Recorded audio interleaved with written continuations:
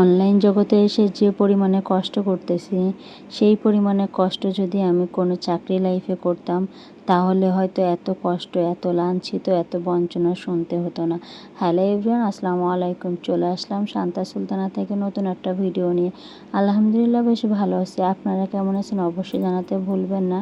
তো সকাল থেকে কিন্তু এখানে আমার দিনটা শুরু হয় নাস্তা দিয়েই। নাস্তা বানানো সকালে প্রতিদিনই প্রায় করা লাগে, 2-1 দিন কিন্তু শরীর খারাপের কারণে করতেও পারি না। তারপরেও কিন্তু কিছু একটা বানাতে হয়, যেহেতু জয়েন্ট ফ্যামিলি, তো মিলে ঝুলে সব কিছু কাজ করে চলতে হয়। তো এখানে কিন্তু সকালে রুটিটা বানিয়ে নিচ্ছিলাম। আর যে পরিমাণে গরম পড়ছে, শরীর থেকে ফোঁটা ফোঁটা ঘাম পড়তেছে, এমন একটা অবস্থায় চাইলেও কিন্তু যাওয়া যায় না, কিন্তু কিছু করার নেই। সংসার লাইফটাই এমন আমাদের মেয়েদের জীবনে, সব কিছু ভুলে নিজেকে মানিয়ে নিয়ে কাজ করতে হয়। যেমন দেখেন, বিগত 2 দিন ধরে হাতের আঙুলটা কেটে গেছে, মানে একটা না একটা বিপদ নিজের সাথে ঘটতেছে। তারপরেও কিন্তু থেমে থাকি না, কাজের ক্ষেত্রে কাজ করতেই আসি। আর যেহেতু ভিডিও বানাই, সেহেতু ভিডিও করতে এসে কিন্তু প্রথম অনেক মানুষের কথা শুনেছি। 1-2 বছরের ইউটিউব চ্যানেলও হারিয়েছি, যার কারণে কিন্তু এখন আর প্রতিদিন ভিডিও দিতে একদম ভালো লাগে না।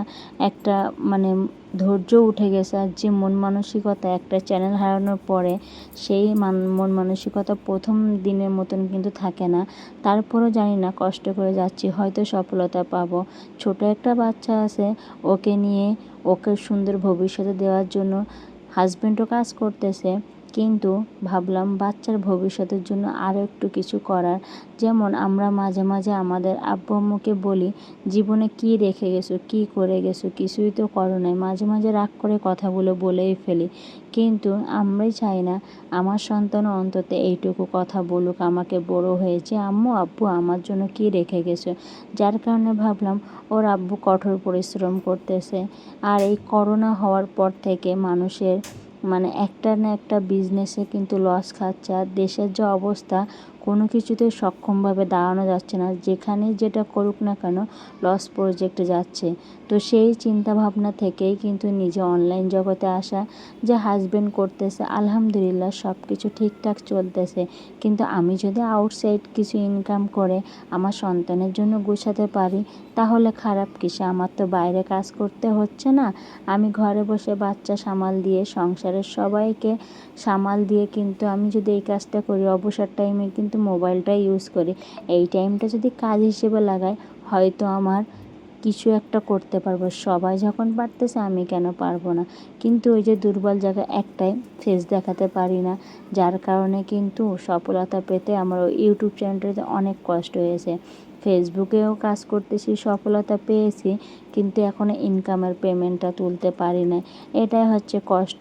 ফেসবুকে কিন্তু 2.5 বছর ধরে কাজ করতেছি, কিন্তু যে কোনো কারণেই হোক ওখান থেকে একটা ভিডিও ভাইরাল করতে পারি নাই, এবং কাজ করে যাচ্ছি। মন এখন কিন্তু চায় না কাজ করব, তারপরেও বাচ্চাদের মুখের দিকে চিন্তা করে শুধু ওই যে একটা জিনিস, ধৈর্য। এত পরিমাণ আল্লাহ ধৈর্য দিছে, মাঝে মাঝে বলি, আল্লাহ তুমি এতটা ধৈর্য কেন দিছো? হয়তো একটু অধৈর্য হলে হয়তো কাজটা ছেড়ে দিতাম, নাহলে অন্য কিছু করতাম।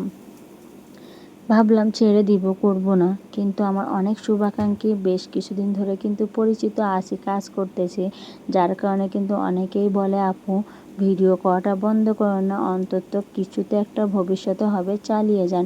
যাই হোক, কষ্ট করে হলেও কিন্তু করি। তো এইখানে কিন্তু রান্না বান্না যখন করি, তখন কিন্তু আগে থেকে রেডি করে নিতে হয়। অনেক সময় বাসায় মেহমান আসে, ওই টাইমটাও ভিডিও করতে পারি না, আইটেম করে কষ্ট হয়ে যায়। আর এই সময় গুছিয়ে গাছে যখন ভিডিও করি, অনেকে কিন্তু অনেক কথাই বলে। আর পারিবারিকভাবে কিন্তু প্রথম অনেক কথা শুনতে এসে, কিন্তু আমি কিন্তু থামি নাই। যেহেতু একটা সফলতা পেয়েছি, আরও আগ্রহ বেড়ে গেছে, কিন্তু ইউটিউব চ্যানেলটা হারিয়ে যাওয়ার পরে মন অনেকটাই ভেঙে গেছে। দেখেন, এই চিকুনগুনিয়া জ্বর কিন্তু সবার ঘরে, প্রতিটা ঘরে একই অবস্থা। সেই জ্বরে কিন্তু আমিও আক্রান্ত হয়েছি প্রায় 2.5 মাস আগে। কিন্তু যখন অসুস্থ হয়েছিলাম, তখন বাপের বাড়িতে চলে গেছিলাম, কারণ শরীরটা এতটাই পরিমাণ নেতিয়ে পড়েছিল যে উঠতেই পারতাম না। আর বাচ্চাকে দেখাতে অনেক কষ্ট, আর বাচ্চা আমার হাতে ছাড়া খাবে না, আমার হাতে ছাড়া গোসল করবে না। যাই হোক, জয়েন্ট ফ্যামিলি, তারপরেও বাচ্চার এই অভ্যাসটা মায়ের প্রতি, কারণ দুই একজন থাকে মুরব্বি যারা, তারা কিন্তু নিজেরাও চলতে পারে না, কীভাবে বাচ্চা নেবে।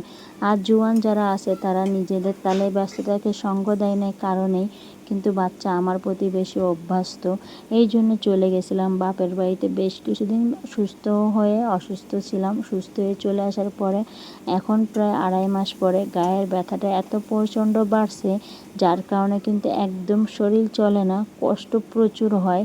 তারপরে ওই যে বাচ্চা খায় না, স্বামী আমার হাতে রান্না ছাড়া পছন্দ করে না, যার কারণে কষ্ট যতটাই হোক রান্না করতে ভালোই লাগে। দিন শেষে একটু বিশ্রাম নিলে কিন্তু ক্লান্তিটা দূর হয়ে যায়। তারপরেই রাত হয়ে গেল, আপনাদের সাথে আসলাম ভিডিওগুলো সব শেয়ার করতে। এইখানে রান্না করতেছিলাম কচুরমুখী চিংড়ি দিয়ে। বর্তমান কিন্তু কচুরমুখী চিংড়ি সবাই কিন্তু ইলিশ মাছ দিয়ে রান্না করতেছে, তো আমি এখন ইলিশ মাছ দিয়ে রান্না করি নাই, ইনশাল্লাহ করব। তো চিংড়ি দিয়ে কে কে রান্না করেন আর কীভাবে রান্না করেন, কোন মশলা দিয়ে রান্না করেন, অবশ্যই কিন্তু জানাতে ভুলবেন না।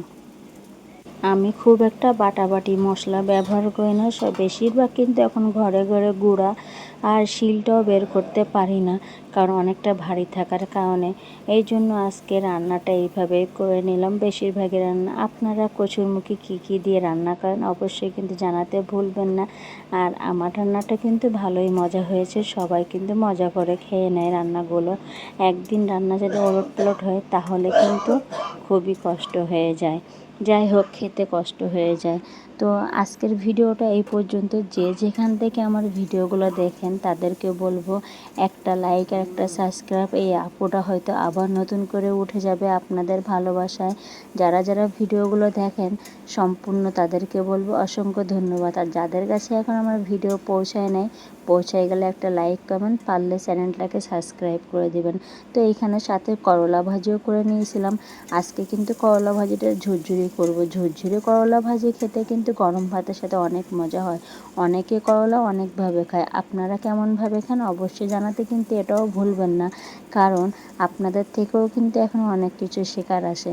আর মোটামুটি রান্না করতে ভালোবাসি, যার কারণে কিন্তু সবসময় আমি রান্নার ভিডিওটা শেয়ার করি এবং প্রতিদিন রেগুলার যে রান্নাটা করি সেগুলোই শেয়ার করি, কারণ আইটেম করে যখন রান্নাটা হয় তখন কিন্তু আমি আর ভিডিও করতে পারি না। যেমন বিকালের টাইমে জানলাটা বন্ধ করে দিলে লাইটের ফোকাসটা কম থাকে এবং তাড়াহুড়ায় রান্না করার কারণে কিন্তু অনেক সময় আইটেমের রান্নাগুলো ভিডিও করতে পারে না।